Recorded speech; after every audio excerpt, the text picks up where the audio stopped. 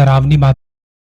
बचपन की बातें सभी को याद होती हैं, खासकर वो डरावनी बातें जब आपको लगता है कि कोई खिड़की से झांक रहा है, आपके पलंग के नीचे है कोई, कमरे की लाइट बंद होते ही लगता है जैसे जैसे कोई मेरे पास बैठा है। ऐसी ही एक कहानी है एक लड़के की। जब आरव करीब 7 साल का था तो दीदी के हॉस्टल जाने पर उसने जिद करके दीदी का कमरा ले लिया। माँ पापा ने बहुत समझाया कि अकेले तुझे नींद आ जाएगी, अकेले तो तू सूसू करने भी नहीं जा पाता, लेकिन आरव अपनी जिद पे अड़ा रहा। रात को डिनर के बाद माँ ने फिर पूछा, पक्का ना तू अकेला सो जाएगा ना? आरव ने कमरे की दहलीज पर छलांग मारते हुए कहा, हाँ माँ, मैं अकेले सो सकता हूँ, मुझे नहीं लगता डर वर। रात बढ़ते बढ़ते काफी टाइम हो चुका था, सब ऑलमोस्ट सो चुके थे, लेकिन आरव को अभी नींद नहीं आई थी।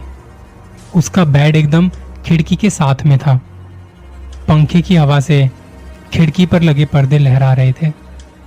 उसे बीच बीच में बाहर गार्डन की झलक भी मिल रही थी। काफी देर तक यूं ही चलता रहा और एक बार जब फिर से वो पर्दा खिड़की से हटा तब बाहर गार्डन में लगे एक झूले पे ऐसा लगा जैसे वहां पे सफेद कपड़े पहने हुए कोई बूढ़ी सी औरत वहां पे झूले पर झूल रही है। ये देख के आरव का दिल अचानक बहुत जोर से धड़कने लगा। पर्दा थोड़ी देर बाद या कुछ सेकंड्स के लिए ही वहां से हटा था, तो उसे बस एक झलक दिखाई दी थी, और जब दोबारा पर्दा हटा तो वहां कोई नहीं था। ये देख के आरव को थोड़ा सा चैन आया। उसे लगा शायद मेरा वहम होगा, मगर कुछ ही सेकंड्स बाद जब दोबारा पर्दा हटा तो उसने देखा कि उस सफेद कपड़ों में जो कोई झूल रहा था वो अब झूले के आगे खड़ा है और आरव की तरफ ही देख रहा है। ये देख आरव को डर के मारे पसीना आने लगा। ये देखने के बाद उसने खुद को सिर से लेके पैर तक पूरा ढक लिया, और अब इस सन्नाटे में उसे अपनी सांसें तक सुनाई दे रही थी। कुछ देर बाद उसने चादर को सिर्फ अपनी आंख के ऊपर से हटाया और हिम्मत करके खिड़की के बाहर देखा तो वो बूढ़ी औरत अब नहीं दिख रही थी।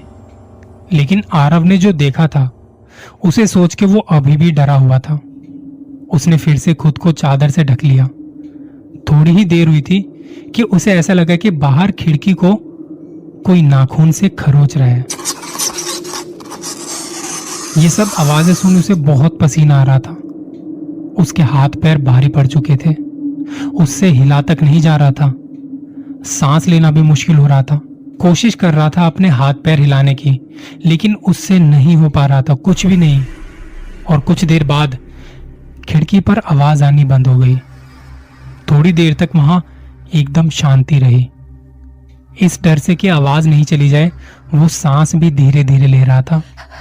तभी अचानक से कमरे में किसी के चलने की आवाज आने लगी। अब तो डर के मारे आरव का रोना ही निकल गया, लेकिन उसने कोई आवाज नहीं की। कदमों की आवाज उसके बेड के बिल्कुल पास से सुनाई दे रही थी। आरव का गला सूख चुका था। थोड़ी देर बाद अब ये आवाज भी आनी बंद हो गई। आरव अब बस यही सोच रहा था कि किसी तरह बस जल्दी से सुबह हो जाए और मम्मा पापा मेरे कमरे में आ जाएं। काफी देर हो चुकी थी और कोई आवाज या कोई हलचल अब सुनाई नहीं पड़ रही थी। आरव ने हिम्मत करके चादर अपने मुंह से हटाकर खिड़की की तरफ देखा तो वहां कोई नहीं था। तभी उसने सोचा कि अब भागकर मम्मा पापा के रूम में चला जाता हूं। लेकिन जैसे ही उसने बेड से उतरने की कोशिश की, वो नीचे उतरने के लिए देखा, खड़ा हुआ तो उसके रोंगटे खड़े हो गए। बेड के नीचे से 2 हाथ निकले हुए थे और उन हाथों से खून टपक रहा था। आरव की ये देखते ही चीख निकल गई।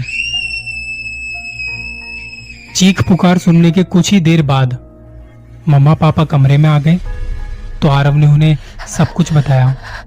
वो रो रहा था, उसका शरीर कांप रहा था, मगर उन्होंने कहा कि कोई डरावना सपना देखा होगा तूने। आरव मम्मा पापा की बात मान गया कि शायद उसने कोई सपना देखा होगा, पर खिड़की के कांच पर वो खरोच के निशान कुछ और ही कह रहे थे।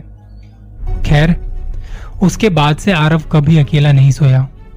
आज इस बात को कई साल बीत चुके हैं, लेकिन आज भी उसके दिमाग में वो रात एकदम वैसी की वैसी बसी हुई है।